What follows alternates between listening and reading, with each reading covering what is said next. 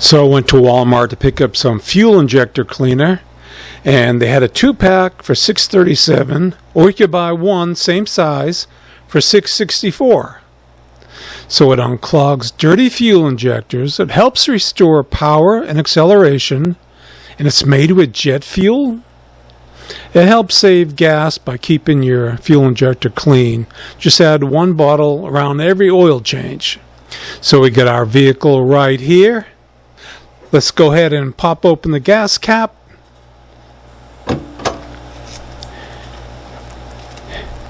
And just like that, add the fuel injector directly into your gas tank.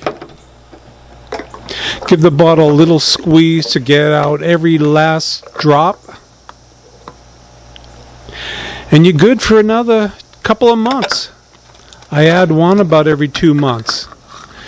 Helps keep your fuel injector nice and clean.